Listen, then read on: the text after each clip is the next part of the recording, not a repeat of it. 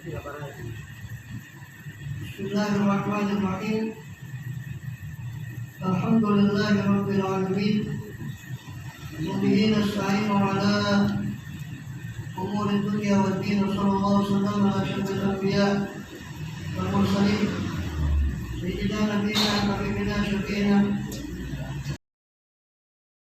wa qurratu a'yunina Muhammadin wa ala alihi wa sahbihi ajma'in wa ala jami'it tabi'in lahum bi ihsanin ila yaumiddin wa alaina ma'ahum wa fihim bi rahmatika ya arhamar rahimin. Amma ba'd. Qalu subhanaka la ilma lana illa ma 'allamtana innaka antal alimul hakim. Rabbi shrah li sadri wa yassir li amri wahlul 'uqdatam min lisani yafqahu qawli. Amin. Alhamdulillah, Allah Subhanahu wa taala masih berkenan melimpahkan nikmat karunia pada kita semua, terkhusus nikmatul iman, Islam serta sehat walafiat, sehingga dengan itu kita masih diizinkan oleh Allah Taala untuk melakukan segala aktivitas kegiatan kita, terkhusus dalam rangka beribadah kepada Allah Subhanahu wa taala. Kemudian kita masih melanjutkan pembahasan lalu dari kitab Ihya Ulumuddin. Mulai lagi ini setelah kita libur. Terakhir kali kita masih membahas tentang kitabul halal wal haram. Sebenarnya di pagi hari itu di madrasah sudah kita bahas ini panjang lebar, cuma di malam ini saya cuma ingin ngambil poin-poinnya saja, tidak terlalu. Kalau menurut penjelasan lengkapnya ya yang pagi. Dan kita sudah bahas bahwa penyebab halal haram itu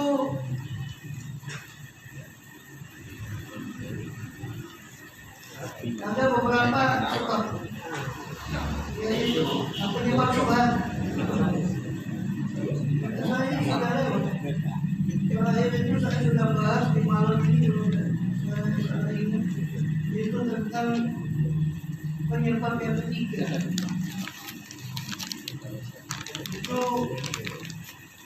bersambungnya penyebab penghalalan itu dengan suatu kemaksiatan. Jadi saya ringkaskan aja bahwa yang halal sudah jelas, yang haram sudah jelas. Yang tengah-tengahnya, ini yang saya sampaikan ini adalah terjemah dari sabda beliau SAW. Al-halalu bayyinun wal haramu bayyinun, bainahuma umurun mutasyabihat. Yang halal sudah jelas, yang haram sudah jelas. Antara keduanya ada perkara-perkara syubhat. Dan Rasul mengatakan tidak banyak yang tahu tentang perkara syubhat ini, karena memang rumit. Kita ngaji masalah syubhat ini rumit, panjang lebar. Berapa bulan itu tidak selesai. Jadi tidak banyak yang tahu tentang masalah syubhat ini. Tapi Imam Ghazali, paling tidak saya bisa ringkaskan dari Ihya ini tentang pembahasan halal haram ini. Penyebab syubhat itu ada 4. Penyebab syubhat yang pertama, keraguan tentang sebab penghalalan dan sebab pengharaman. Keraguan tentang sebab penghalalan atau sebab pengharaman. Maka itu penyebab syubhat. Jadi kita sudah contohkan ada hewan buruan yang jangan umpama kita buru, ya, dia lari, kemudian tiba-tiba kita dapati, kita cari, kita dapati sudah ada di sungai. Kita tidak tahu ini matinya memang karena betul-betul kita buru atau matinya karena tenggelam di sungai. Kita tidak tahu. Kalau tenggelam berarti bangkai. Kalau dia, ini penyebab syubhat. Jadi artinya sehingga menjadi tidak jelas. Karena ragu-ragu akan penyebab penghalalan atau pengharaman. Dan yang kedua, dan ini juga masih lagi dibagi beberapa lagi oleh Imam Ghazali. Intinya selama tidak ada penyebab yang menguatkan, apakah ini lebih kuat halalnya atau kalau lebih kuat haramnya, maka dia tetap dalam keadaan syubhat. Sulit. Ini 50-50, 50% kita tidak tahu persis ini penjara ini matinya kenapa. Yang tahu kita buru, tiba-tiba lari, kita cari, tiba-tiba kita dapat di sungai mati. Ini karena tenggelam, matinya berarti bangkai, atau karena memang buruan, itu halal kalau buruan. Kalau buruan itu halal. Kalau bangkai, kalau tenggelam haram jelas. Nah ini penyebab syubhat yang pertama. Penyebab syubhat yang kedua adalah bercampurnya harta yang halal dan yang haram. Ini nanti pertanyaan dulu yang menjawab Mas. Itu terjawab nanti tapi panjang. Kalau mau panjang lebar itu nanti. Nanti ada bab sendiri ya. Bab sendiri di akhir ini, di akhir pembahasan dalam haram ini ada bab sendiri khusus masalah bagaimana orang yang berhubungan dengan pejabat.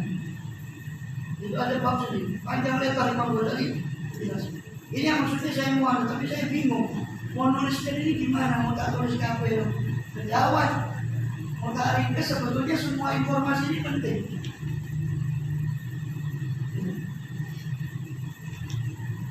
Kemudian jadi penyebab kedua dari syubhat itu adalah bercampurnya antara yang halal dengan yang haram. Ini pun dibagi lagi. Ada yang halal terbatas bercampur dengan haram terbatas. Seperti antara 10 hewan yang mati, ada satu yang memang mati atau 2 yang mati disembelih. Tapi kebanyakan yang 8 itu umpama matinya karena bangkai, karena sakit. Atau 10 ini sembelih tapi ada yang sembelihnya tidak syar'i. Bukan sembelihan yang syar'i, tidak sesuai dengan kaidah syariat. 10 hewan itu. 2 yang jelas-jelas halal, tapi yang lainnya tidak. Atau 1 yang jelas-jelas halal, yang lain tidak. Kita tidak tahu mana yang halal itu. Maka ketika yang halal terbatas bercampur dengan yang haram terbatas, maka ini harus kita jauhi karena terbatas. Yang kedua, haram yang terbatas bercampur dengan halal yang tidak terbatas. Haramnya sedikit, halalnya yang banyak. Seperti kita dalam satu negeri, kita sudah pernah kasih contoh di desa atau di satu desa atau satu negeri. Dulu kita pernah punya saudara susu di situ, tapi kita tidak tahu mana saudara susu itu. Terus bercampur dengan wanita satu desa. Maka tidak usah kita menghindar untuk menikah atau memilih salah satu dari wanita yang ada di desa itu hanya karena satu mahram kita bercampur di situ. Karena ini haramnya terbatas, halalnya tidak terbatas, lebih banyak. Wanita yang lain lebih banyak di situ yang bukan mahram kita. Kemudian yang ketiga, penyebab syubhat itu di halaman yang ketiga itu langsung aja. Al-Musarrus Salis di syubhat 423. Atau yang itu halaman berapa itu? Al-Musarrus Salis halaman 100.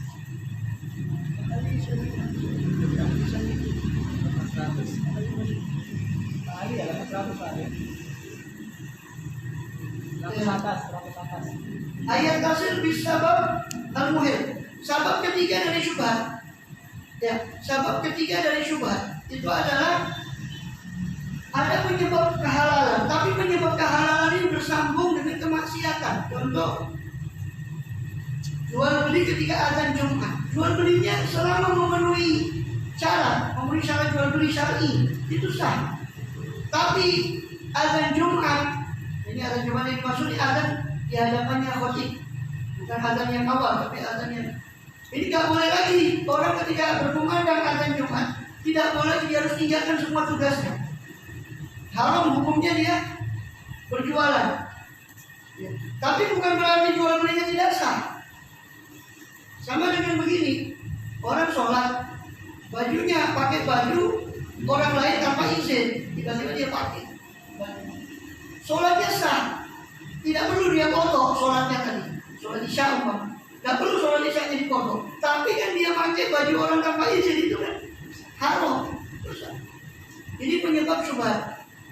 Nah, sedangkan tadi orang itu jual belinya sah, sama jual beli yang biasa-biasa seperti baju, jual beli makanan yang halal, itu sebetulnya tidak apa-apa. Tapi ketika jual belinya terjadi ketika kumandang azan Jumat, ini yang menjadi masalah. Jadi ada penyebab kehalalan, tapi penyebab kehalalan itu bersambung dengan kemaksiatan. Jual beli berkumandang azan Jumat itu maksiat. Tapi kalau dinilai dari jual belinya selama itu halal, maka sah sebetulnya jual beli. Artinya sah maksudnya apa? Maksudnya sah, ini sudah jadi milik pembeli dan juga jadi milik penjual, itu sah. Tapi permasalahannya dia dosa dengan dia tetap melanjutkan jual belinya ketika azan Jumat sudah berkumandang. Ini penyebab syubhat. Hanya rezekinya itu kecampuran. Rezeki yang harusnya tadi halal 100%. Karena kecampuran maksiat. Ya, kecampuran maksiat. Kemudian ini masalahnya.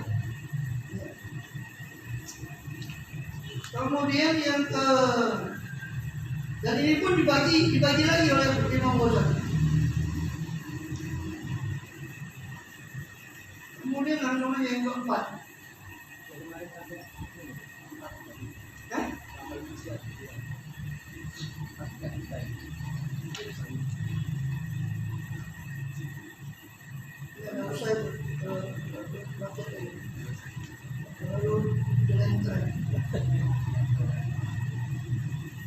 Yang keempat, penyebab syubhat keempat. Jadi pertama penyebab syubhat itu keraguan-raguan antara penyebab kehalalan dan penyebab keharamannya. Penyebab kedua syubhat bercampurnya antara yang halal dan yang haram. Ini penyebab syubhat. Jadi orang yang kalau yang ditanyakan itu tadi sebetulnya masalah pejabat yang umpama, kan mohon maaf, kadang banyak dana sosial di dinas sosial itu juga ada dana. Di beberapa dinas itu ada dana. Tapi kadang orang kita entah karena waroknya atau gimana tidak mau ngambil, sehingga yang ngambil itu agama lain. Contoh dari Jepang, itu setiap ada pos dana ya, betul. Setiap ada pos dana. Ini masalahnya kalau tidak diambil oleh Islam, itu diambil sama yang lain, gereja sama di lain. Yang Muslim ini kebanyakan warok, jadi nggak mengambil. Akhirnya dana ini masuk ke pos-pos lain. Itu memang perlu dipikirkan, digulirkan fatwanya. Saya kan cuma ngomong, itu dari MUI sebetulnya. Majelis Ulama Indonesia atau Basul Masail kalau di MU, kita ada Basul Masail. Kok ini kan sama dengan bermuamalah, hukumnya muamalah sama pejabat itu sama dengan orang bermuamalah dengan orang yang hartanya belum tentu halal semua. Tapi dilihat ya, karena kan pejabat atau apa kan punya penghasilan lain, tidak mesti dari itu. Maka ini tergantung memang.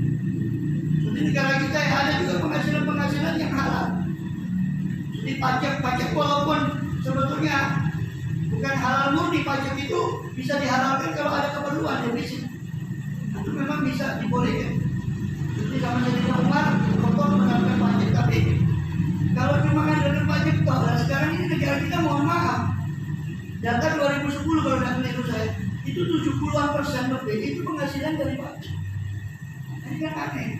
Bumi yang katanya Gemari Palo, Jinawi, Tonton, Kertora, Harjo, itu bisa 70% itu dari pajak. Aneh. Lalu kemana ya Pak?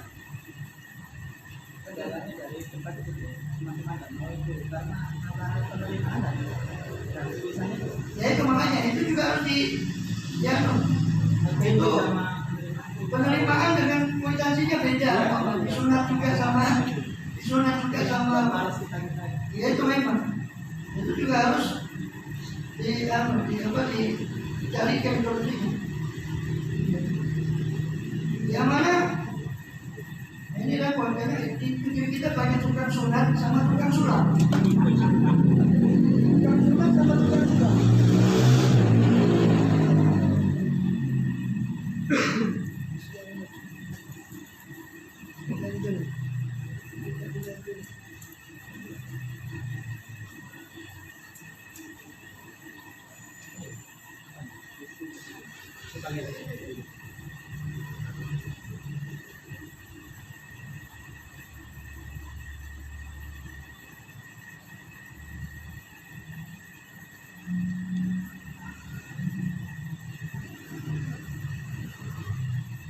Itu jadi masalah juga. Banyak tukang sulap sama tukang sulap. Tukang sulap biasanya habis menghilangkan bisa kembalikan. Nah ini masalahnya setelah hilang dulu gak bisa balik hilang dulu. Tukang sunatnya juga begitu. Yang disunat fulus. Kemudian masalah yang jadi ada 4 syubhatnya. 4 penyebab syubhat. Jadi masalah apa? Pertama, syak antara penyebab kehalalan keharaman. Yang kedua, bercampurnya antara yang halal dan yang haram. Tetapi itu bisa dianukan, bisa untuk masalah suap ya. Saya tidak mengajari menyuap ya. Saya tidak mengajari menyuap. Tapi di kitab Isatul Rafiq itu disebutkan di Surat Taufik, Sarah Surat Taufik oleh saya. Apa? Saya bin Salim Barusan itu sebutnya memang kalau memang di situ ada hak kita yang seharusnya hak kita itu diberikan, tapi tidak diberikan hak itu kecuali dengan riswah, maka ini memang masih ditoleransi dalam arti kedaruratan daripada hak itu. Sebab kalau tidak begitu maka hak kita tidak akan keluar. Tapi ada teman-teman untuk bagian miskinnya telantar masih yang manusia yang gendut. Jadi kan repot. Kita kan cuma bisa ngomong kan,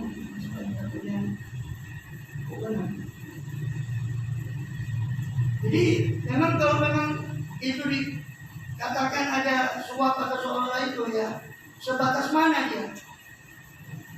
Kalau memang dia atau apa sebetulnya walaupun tidak boleh sebetulnya ngasih hadiah dari yang lain. Bapak diakali kalau memang ada yang bisa kasih sesuatu yang lain ya itu tetap, tapi dia kasih dari jalan yang lain. Atau memang kita ambil kalau memang itu memang betul-betul tepat satu begini. Hak kita yang seharusnya itu menjadi hak.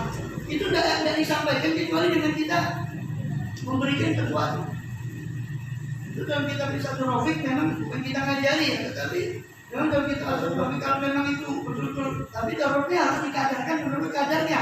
Sebab istilah fuqaha, para ahli fikih juga mengungkapkan satu kaidah bahwa ad-darurat itu tuqaddaru bi qadriha.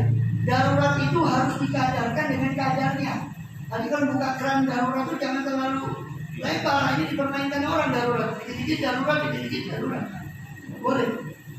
Dengan cara memang betul-betul gak ada cara lain. Supaya hak kita keluar kecuali dengan cara seperti itu. Nah, itu baru. Tapi selama tidak selama masih ada cara lain untuk menghindar itu tidak boleh, kita tidak bisa katakan itu darurat. Di darurat itu memang betul-betul kondisinya memang betul-betul bukan buatan kita. Jadi kita mau enaknya saja sudah harus anggap aja darurat. Nah, itu repot. Ya. Ya sebetulnya boleh diambil karena memang artinya kan tidak semua pendapatan negara itu dari yang haram. Jadi boleh. Karena orang yang waro kita tidak bisa memaksa. Ada kiai, bulan, terkenal waro, kita memaksa dia gimana? Tidak bisa. Dia sikap dia begitu walaupun secara hukum fikih. Kadang-kadang dibolehkan secara hukum fikih. Tapi secara kehati-hatian itu yang sulit. Nah itu sikap orang. Nah sikap orang kita tidak bisa memaksa. Tapi hukum fikih kita bisa buatkan itu, artinya bukan buatkan maksudnya dibuat-buat, enggak. Kita bisa buatkan nanti kita keterangan tentang hukum fikihnya itu sudah jelas. Dan tidak semua pendapatan daripada dinas-dinas itu semua dari pendapatan negara, dan tidak semua pendapatan negara itu haram. Dan ketimbang diambil sama grup lain, grup sebelah. Terus pondok, ada kadang-kadang pondok-pondok Islam itu terkenal dengan kongros, umur sama itu sudah yang ngapain, benteng ngapain. Nah itu kan harusnya diurus saja. Kalau masalah ada tukang sunat, gimana kalau ada tukang sunat? Gak mau keluarkan kecuali kalau dia atau ininya lain biasanya. menghindar dulu. Kalau lebih baik menghindar dari cara lain, biar ini tetap. Dia dikasih kalau ada orang kaya lain kalau dia mau hadiah atau apa, ada yang mau ngasih langsung. So kalau langsung begitu itu tidak boleh. Karena dosanya dua. Dosa kita menyuap dia, dosa kita membantu dia untuk bohong. Itu masalahnya. Tapi kalau sekedar memberi tanpa dia membantu untuk kebohongan, ini dosanya cuma satu. Itu cuma ngasih gratifikasi. Dan gratifikasi dari pejabat itu sebetulnya tidak boleh. Jelas. Seperti yang dikatakan di Bukhari itu, Rasulullah pernah mengangkat seorang namanya Ibnu Lutabiyah. Ibnu Lutabiyah itu sebagai pemungut zakat. Diutus sama kanjeng Nabi. Daerah Yaman, daerah sekitarnya diutus. Pulang-pulang dibawa, ya Rasulullah, ini hasil zakatnya yang kita kumpul. Ini yang ini ya Rasul, ini hadiah buat saya. Marah Rasulullah. Langsung berkhutbah. Rasul itu tidak nyebut nama lagi. Kenapa kok ada orang yang saya suruh untuk dia memungut dia zakat, kemudian dia mengatakan ini ya Rasul zakat ini zakat untuk umat, untuk memakai kebutuhan beli, dan sedangkan ini hadiah buat saya. Apa enggak dia duduk saja di rumah ibunya, dia lihat apakah hadiah itu bakal datang ke rumah ibunya. Artinya kalau seandainya dia bukan pejabat, dia orang nggak mungkin ngasih. Itu masalahnya. Kecuali yang dibolehkan oleh fuqaha, memang orang yang selama dia belum menjabat pun orang itu suka memberi. Jadi ya sampai itu memang kebiasaan dia, sampai dia menjabat itu memang karena dugaan kita, insya Allah dia tidak ada maksud sesuatu. Tapi kalau ada maksud sesuatu lah ini. Itu bayarnya itu yang menjaga itu tukang sunat sama tukang sholatnya itu harus jadi bayar juga. Kalau mau dilaporkan KPK, KPK-nya yang mau lah yang mutu walaya. Tidak bermutu kadang. Oh ya, kita wajib. Jadi kita cuma bisa doa saja. Mudah-mudahan ya berkatnya para aulia masih dijaga. Negeri ini masih dijaga. Jadi ragu-ragu antara penyebab halal dan penyebab keharaman. Yang kedua bercampurnya antara yang halal dan yang haram. Yang ketiga adalah bersambungnya dengan kemaksiatan. Yang penyebab halal ini penyebabnya halal, tapi dia berhubungan dengan satu maksiat.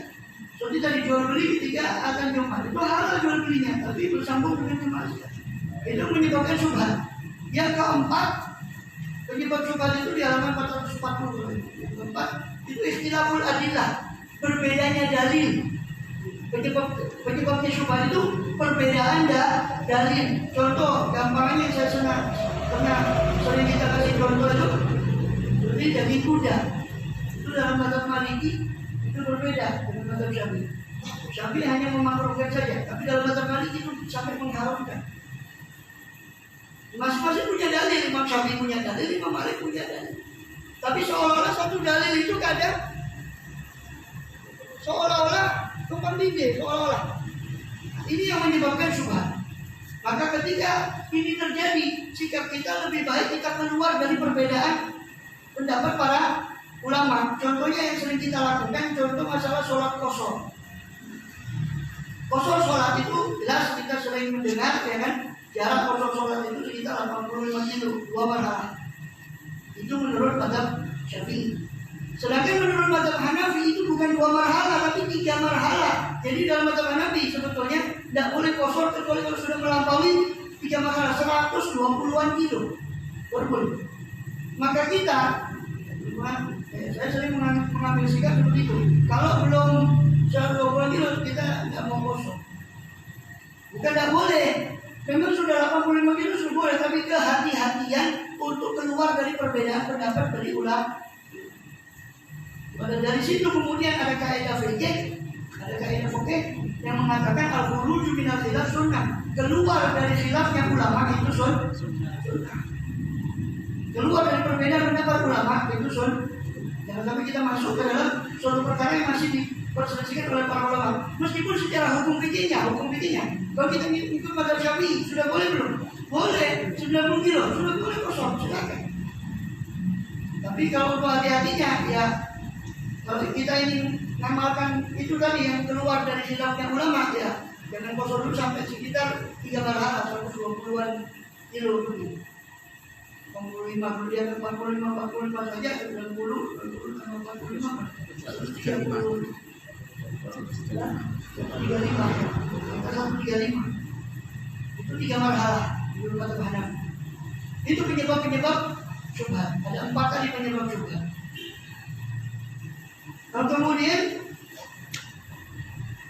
tentang pertanyaan. Ya. Kapan kita tanya dan kapan kita tidak tanya? Kita diberi sesuatu. Ini dari mana? Ini martabak. Kapan kita tanya, kapan kita tidak tanya? Itu kata Imam Ghazali, tanya itu, pertanyaan itu timbul dari keraguan, dan keraguan itu timbul dari 2. Kadang kita ragu akan pemilik harta, siapa yang memberi. Kadang kita ragu terhadap sesuatu yang diberi. Ada 2 macam. Kalau yang memberi,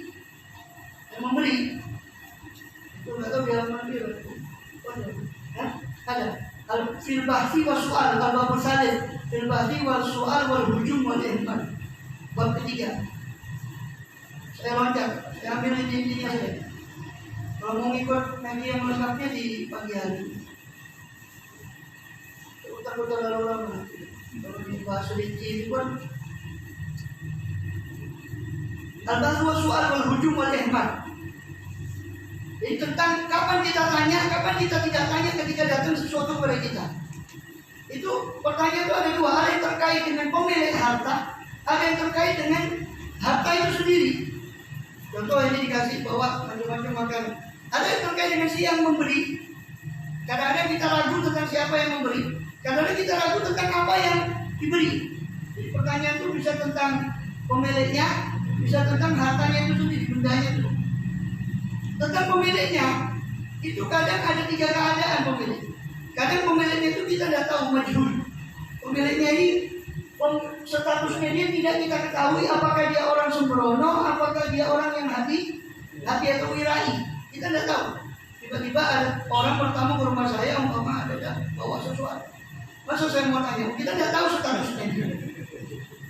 Ini saking pundi dengan yang mudah menopo. Kerja apa? Ya enggak, kita terima saja. Kembalikan. Itu kalau orang tidak diketahui statusnya. Yang kedua, orang yang kita ragukan masyhur, orang yang kita ragukan statusnya. Orang yang kita ragukan statusnya.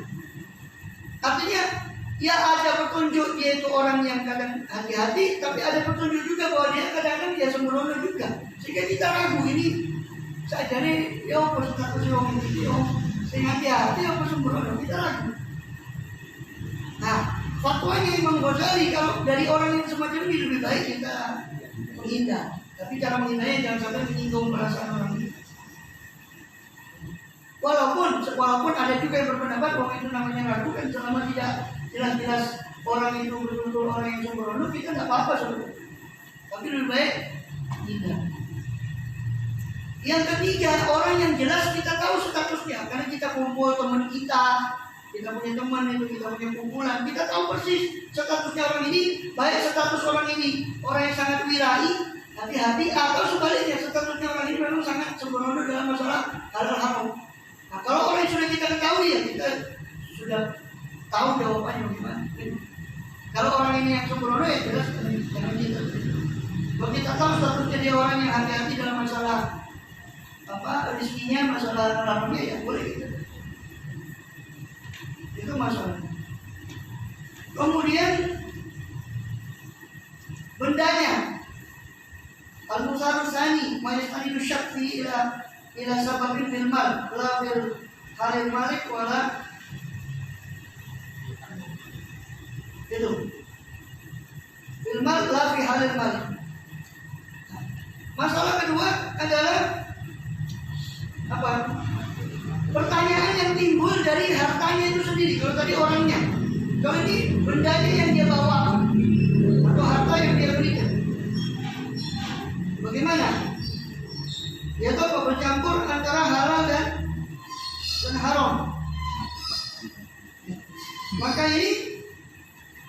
Sama, kalau memang tidak diketahui dan itu seperti di pasar secara umum ya kita tidak perlu. Karena Kanjeng Nabi itu waktu datang ke Madinah, sahabat juga waktu berhijrah ke Madinah, dan di Madinah masih banyak orang Yahudi, masih ada orang yang belum masuk Islam. Beliau tidak ada riwayat yang mengatakan sang Kanjeng Nabi itu sahabat datang ke pasar terus tanya, mau jual beli, tanya ini kamu barang daganganmu dapat dari mana? Selama negeri itu negeri yang normal, dalam arti normal itu ya ada sumber-sumber yang memang orang dapat dari haram, tapi banyak juga yang halal. Maka tidak perlu kita tanya, masuk pasar larangan terus tanya, jadi kamu dapat belajar? Tidak perlu.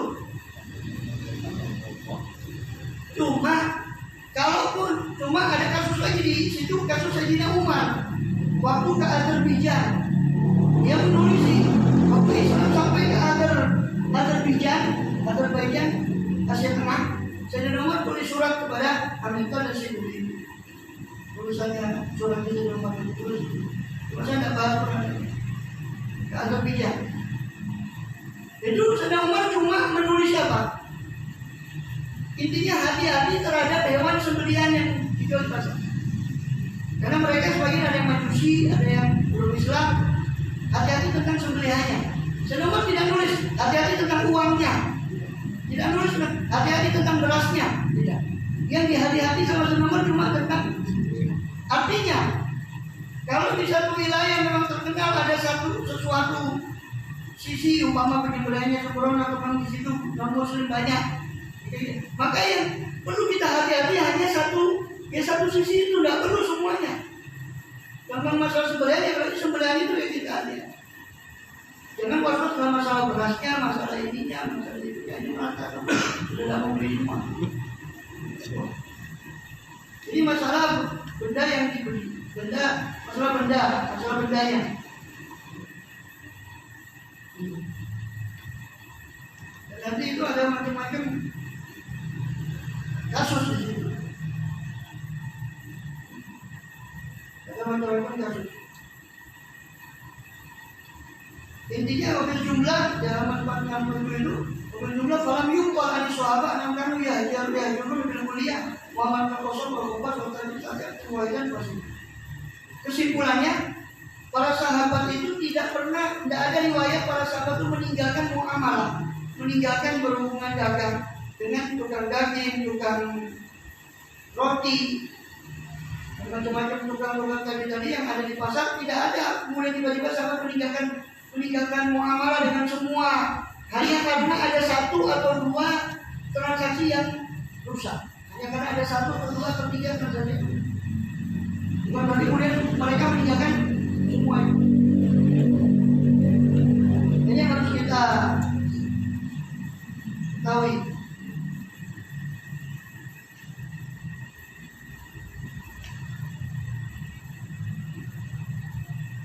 Wallahu a'lam.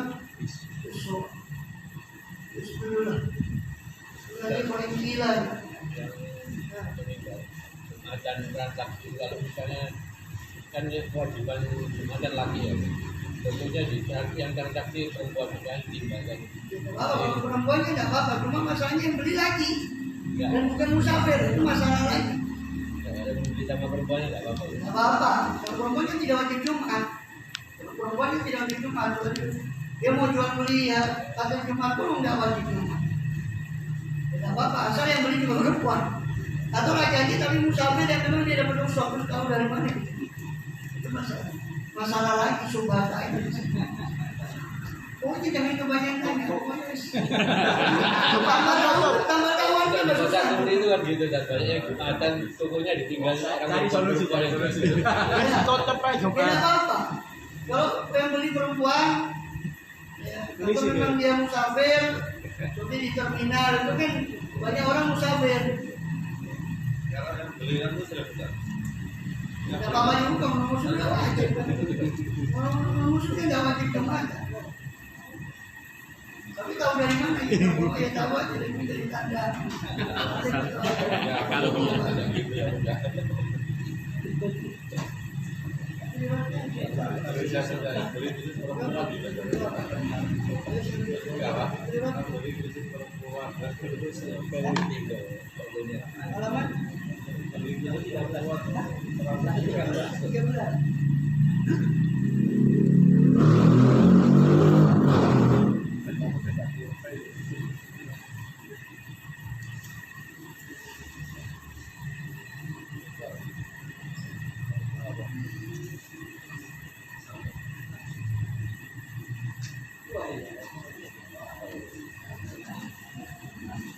Ya, babul muslim, masalah mandi wajib.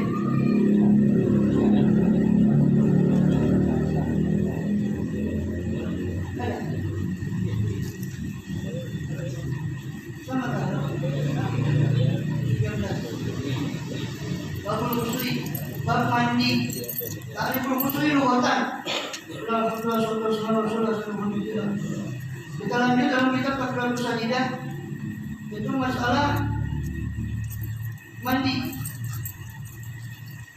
wajib. Ta'riful usul, pengertian mandi secara lugah, secara bahasa. Mandi itu adalah as-sayalah.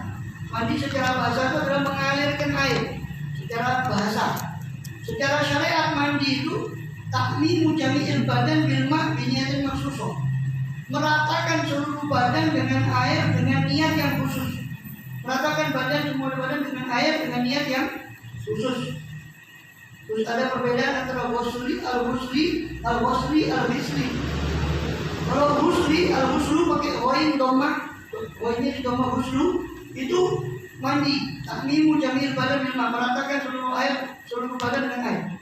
Kalau ghusli pakai fathah, tadi ghusli pakai dhammah, itu artinya mandi. Kalau ghusli pakai ghuslun, pakai fathah, itu artinya ismun li wasifatil aqd, sebutan untuk membasuh sebagian anggota badan. Itu ghusliyat, berarti membasuh tangan. Itu bukan ghusl tapi ghuslu. Kalau ghuslu itu semuanya. Kalau ghuslu itu sebagian badan. Kalau ghuslu pakai kasroh, itu ismun lima yudhofu ilal ma'. Itu nama nama untuk apa-apa yang yudhofu, yang ditambahkan kepada air, berupa sabun atau selain sampo, itu namanya ghuslu yang digunakan ketika mandi. Hukum mandi ada 5. Mandi terkadang wajib.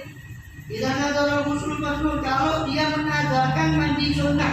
Contoh mandi Jumat, dia nazarkan, saya nazar mandi Jumat, maka jadi wajib. Dan nazar itu tidak terjadi kecuali kalau diucapkan. Kalau masih di hati, secara fikih bukan nazar, tapi ya secara undang-undangnya sudah jadi sama pangeran dan dia secara adab. Tapi secara hukum fikih memang belum jatuh nazar. Artinya kalau dia langgar pun itu dia tidak wajib membayar kafaroh nazar, kafaroh sumpah. Kafaroh sumpah itu puasa 3 hari, atau kasih makan 10 fakir miskin, atau kasih pakaian 10 fakir miskin, atau membebaskan budak. Ini di surat Maidah. Kemudian wabi halatin minal khurujul mani, dan dalam keadaan yang 6. Nanti dibahas keadaan yang 6 ini. Jadi apa-apa saja yang mewajibkan mandi. Di antaranya adalah keluar mani, maka wajib mandi. Jadi mandi yang wajib itu cuma 2. Wajib asli atau wajib karena dinazarkan. Ada wajib karena dinazarkan seperti mandi Id, mandi Jumat, karena kalau dinazarkan menjadi wajib. Asalnya sunnah menjadi wajib. Atau memang karena sebab-sebab yang memang mewajibkan mandi. Nanti akan dibahas sebab-sebab yang mewajibkan mandi. Itu diantaranya 6. Ya, itu apa diantaranya keluar Yang kedua sunnah, mandi Jumat, mandi hari 2 hari raya. Nanti akan disebutkan juga apa perinciannya mandi sunnah itu apa sih. Yang ketiga mubah, mandi yang sifatnya boleh-boleh saja, mubah, tidak berpahala, tidak juga berdosa. Karena tabarrut, mandi untuk supaya dingin, supaya segar. Tabarrut, tanadzuf atau untuk kebersihan. Mandi pagi, mandi sore, tanpa niat yang baik. Tapi itu bisa jadi ibadah. Kalau tergantung nih, kalau keluar, mau kerja, mau sekolah, mau kuliah, mau menuju ketemu orang banyak, kita niat ya Allah, saya niat mandi supaya menghilangkan bau yang tidak, supaya tidak mengganggu saudara saya sesama muslim. Jadi pahala. jadi ibadah. Ya, lama-lama begini ya. Mandi makruh. Makruh itu mandi bagaimana? Al-ghusl bil intimas, mandi dengan cara senolok, nyelam bisoim bagi orang yang berpuasa dengan cara dia tidak yakin bakal kemasukan yang jelas batal. Yang kelima, haram tapi sah. Mandi haram tapi sah. Haramun ma'asihah. Tidak kan Nabi Ma'in maksud. Kalau mandinya dengan air yang hasil gosok hasil rampasan dari orang. Ya, termasuk itu listriknya yang cucian, tapi itu subhat pada haram. Karena airnya dari sumur, tapi sayurnya listriknya cucian. Ini juga mandi subhat.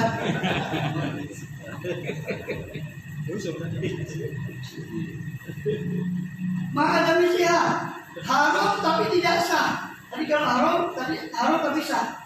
Ini haram tapi tidak sah.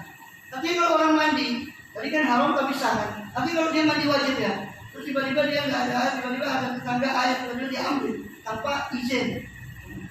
Mandi wajibnya sah, tidak perlu dia ulang, tidak usah dia ulang. Mandi wajibnya tidak usah dia ulang. Tapi cukup minta halal saja dari airnya yang haram. Kan dia minta sama jinurnya sana.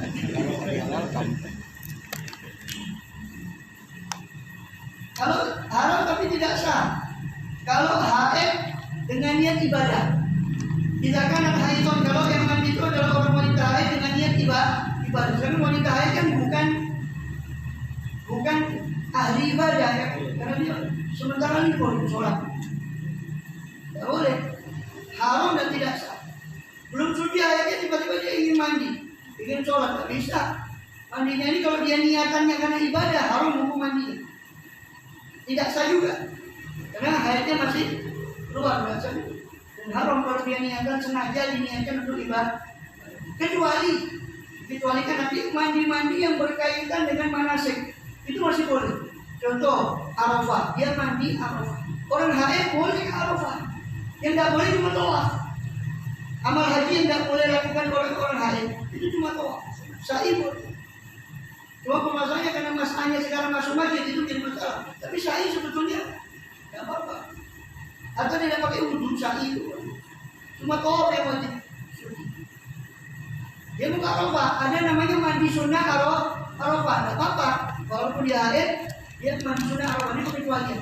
Tapi kalau dia niat ibadah, maksudnya ibadahnya sholat atau apa, tidak boleh karena dia masih haid. Dan mandinya bisa jatuh haram kalau niatnya sengaja untuk ibadah karena dia belum termasuk ahli ibadah. Kemudian yang mewajibkan mandi itu 6. Saya ringkaskan dulu aja. Oh, sudah ada ringkasannya. Kemudian untuk khusus kita yang mewajibkan mandi itu 6. Apa? Al-haid, wal nifas, wal wiladah. Haid, nifas dan melahirkan. Itu yang wajib mandi. Ada yang khusus dengan 6 itu dibagi 2. Ada yang mayat bin nisa yang khusus dengan perempuan. Jadi 6 tadi dibagi 2. Ada yang khusus untuk perempuan itu 3. Haid, nifas, melahirkan. Ini khusus untuk perempuan. Setelah haidnya suci, setelah nifasnya suci, atau setelah melahirkan. Ini sunnah mandi. Jadi bisa jadi umpama haidnya wanita itu kan ada. Haid itu kan minimal, nifasnya itu kan minimal sekejap. Nifas itu minimal sekejap. Umpama dia sudah tahu biasanya bahwa nifas saya ini cuma sebentar. Maka setelah melahirkan dia tunggu nifas, habis nifas dia langsung mandi dengan niat double. Niat mandi melahirkan, niat mandi nifas. Boleh. Kata kumpul 2 kali, mandinya 1 kali boleh. Iya, benar ini. Boleh. Tapi sunnahnya wudhu dulu. Sunnahnya kalau mau embok, mau nambah, itu sunnahnya wudhu. Sunnahnya wudhu. Minimal wudhu, sama membersihkan mengeluarkan wudhu. Gak perlu mandi, nanti mandinya sekalian. Ya, sekalian mandi.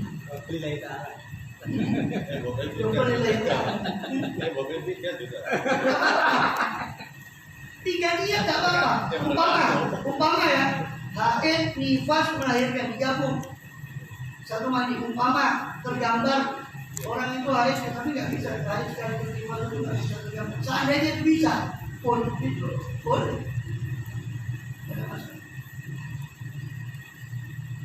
Kemudian jadi yang khusus buat perempuan itu cuma 3.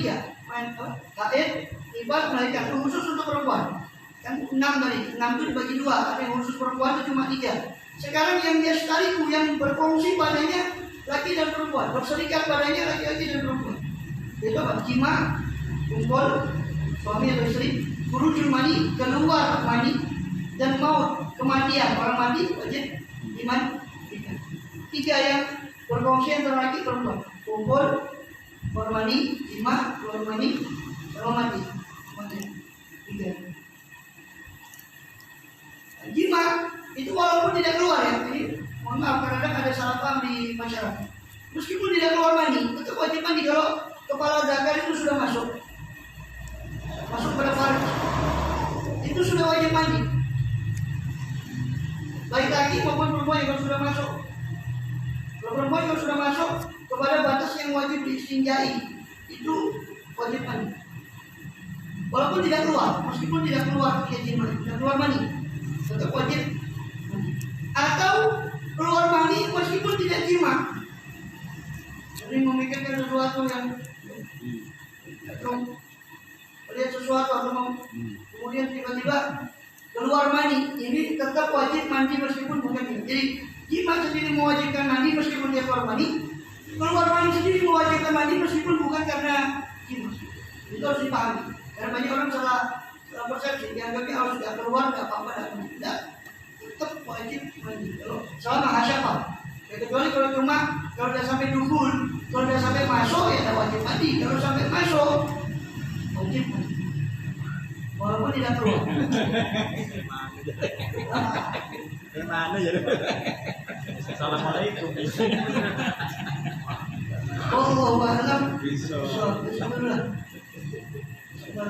Ya Rabbana tarafna bi annana tarafna wa annana asrafna ala qasrafna fatub alaina tawbatan taghfiru tawba rasulana al-awrati wa amin al-ruhati wa ghfir liwalidina rabbi wa mauludina walali wal ikhwani wa sa'iril khilati wa kulli zi mahabba wa hiratin usman والمسلمين أجمعين يا ربي يسمع فضلا وجودا منا باكتساب منه للمصطفى رسولي الله رسولي صلى وسلم ربي عليه أنت الحبيب وآله وصحبه عزة قدر صحبه والحمد لله بالبر والتقوى ومن بمن هديت وعافية بمن عافيت وتولنا بمن توليت وبارك لنا فيما أعطيت وقنا شر ما قضيت وإنك تقضي ولا يقضي إلا